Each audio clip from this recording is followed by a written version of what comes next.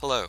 In this video I'm going to discuss a multi-level equivalent to the random effects panel regression model using SPSS.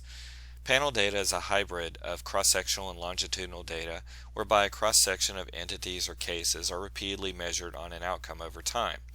Panel regression includes a set of techniques that are often utilized with these data, and analysts typically adopt one of two general approaches, fixed effects or random effects, to modeling the data. The fixed effects model is primarily useful when one is interested in modeling the variation in a time-varying outcome variable as a function of time-varying predictors, although it is possible to model interactions between time-invariant and time-varying predictors. The random effects model, on the other hand, can be used to model variation in an outcome measured over time as a function of time-varying and/or time-invariant predictors. Currently, SPSS does not include direct capabilities for carrying out panel regression using a fixed or random effects model, as is the case with Stata using the XTReg option and with the PLM package with R. A fixed effects model can be easily tested in SPSS using the least squares dummy variable approach, and I have a video on this at this site right here. For a suitable substitute for a random effects model, you can utilize multi-level analysis with maximum likelihood estimation in SPSS. With this approach, you allow entity or case-specific intercepts to randomly vary at level 2, and as with the fixed effects model, you can incorporate time-varying predictors of the outcome at level 1. To account for variation as a function of time-invariant predictors, you include these variables as level 2 predictors of the random intercepts. This is not a requirement for the random effects model, but does allow you to examine within entity and between entity predictors of variation in the outcome. So in this video, I demonstrate how to perform the multi-level analysis in SPSS to carry out essentially a random effects panel regression analysis. And I'll compare the results from this analysis with a random effects model carried out on the same data using Stata 14. Let me note that the data sets that I am utilizing in this particular demonstration will be made available underneath the video description, as will this text file.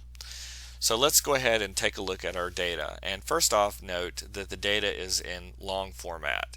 And this is essentially college football data from the 2017-2018 seasons. So what I mean by long format is that for each entity or case, which each entity or case in this circumstance is a football team. So we have Air Force, Akron, Alabama, Appalachian State, and so forth.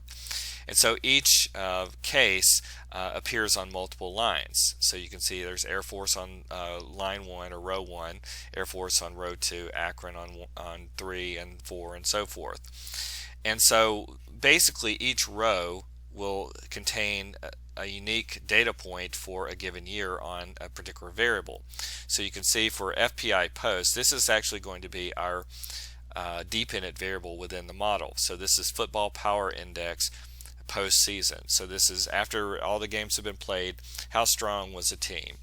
And so you can see that these numbers vary within team across year. So you can see for Air Force we have 2017-2018 football power index.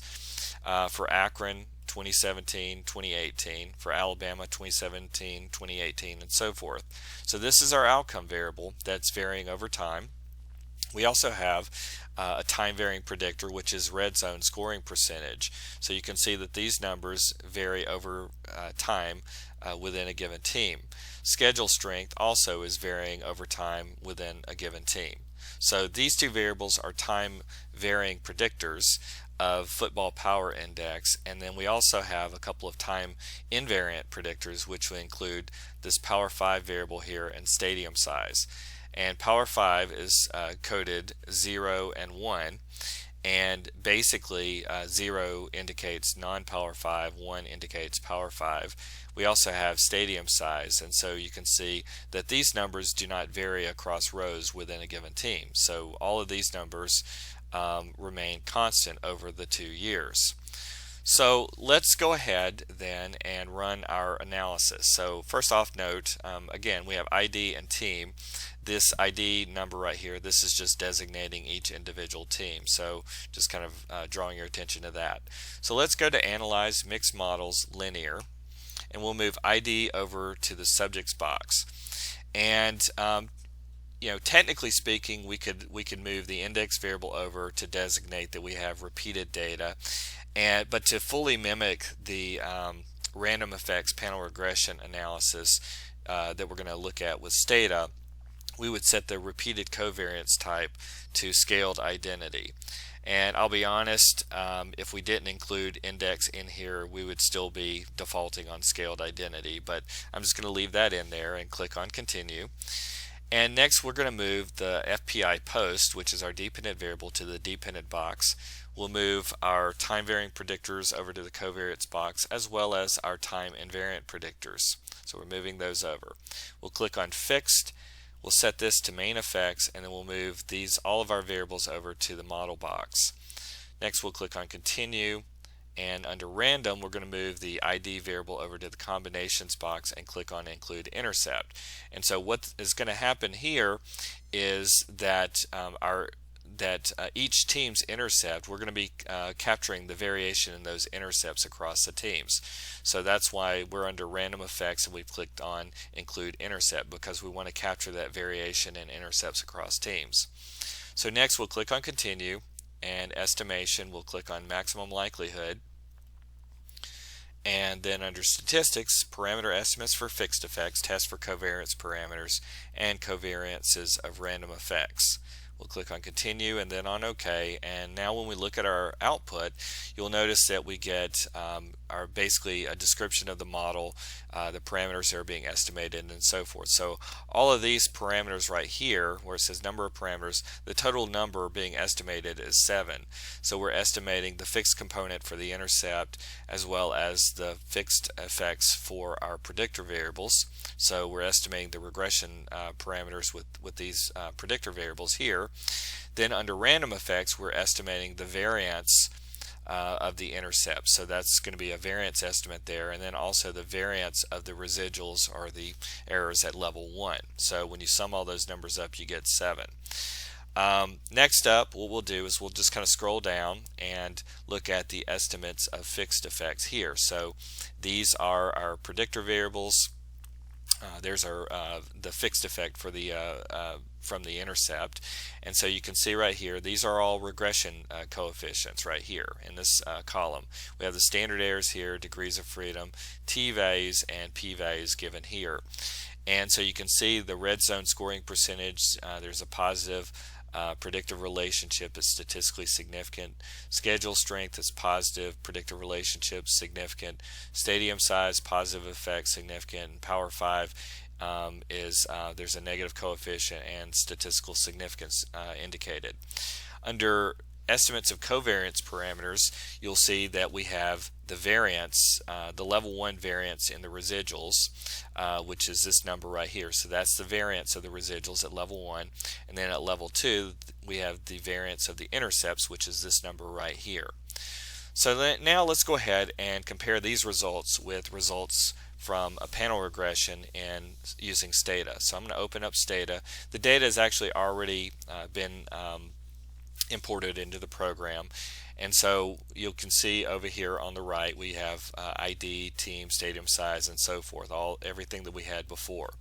So what we're going to do is go to statistics, linear models and related, and go down to panel data and then linear regression, and we're going to click on ML random effects, because we're essentially going to be looking at the maximum likelihood estimates from the random effects model. And next what we'll do is we will click on the dependent variable. We'll click football power index post. Our independent variables are red zone scoring percentage, schedule strength, power 5, and stadium size right here. And we also need to indicate that we're working with panel data, so we're going to click on panel settings, and the panel ID variable is going to be ID from the data set. And if we wanted to designate time, we could, but really it's not going to make any difference for this particular analysis. So what we'll do is we'll click on OK there and on OK here, and we'll take a look at our output. So let me just draw your attention to the comparison between our SPSS output right here with the estimates that are given and then the standard errors and so forth with those that are presented in Stata, and you can see that the numbers are very similar. So you can see right here, for instance, red zone scoring percentage, the coefficient was 18.804.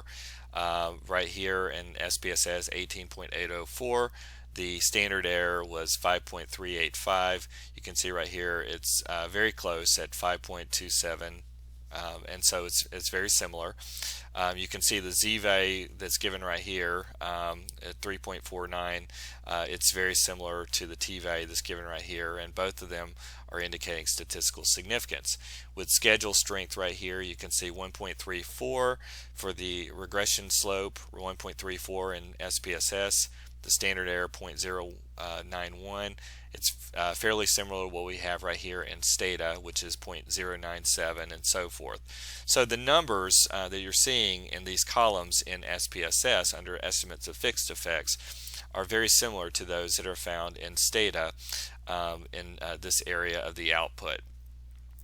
Now let's also do a little bit of a comparison with the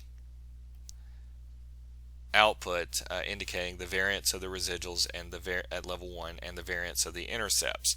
So you'll notice going back to SPSS right here, this is the level 1 variance of the residuals, so it's this estimate right here. So this is in variance terms. And then we also have the level 2 variance of the intercepts, which is this number right here.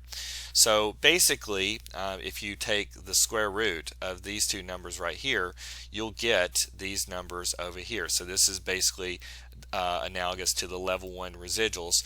This is in terms of standard deviation. So if you take the square root of the variance, you'll get this number right here, you'll get this number right here. And if you take the square root of the variance of the intercepts, you'll get this number right here. And this is the level 2 variance for those intercepts.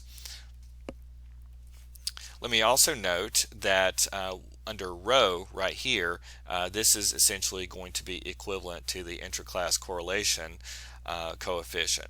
And if you were taking your SPSS output and you wanted to compute the intraclass correlation coefficient, the way that you would do that is just taking a ratio of the variance of the intercept to the sum of the variances for the residuals and at level 1 and the intercepts, and that's what this number would be right here. So you can see that in large part we are able to mimic the panel regression results that we would obtain using Stata for a random effects model using maximum likelihood estimation by essentially running a multi-level analysis using SPSS. So that concludes this demonstration, and I appreciate you watching.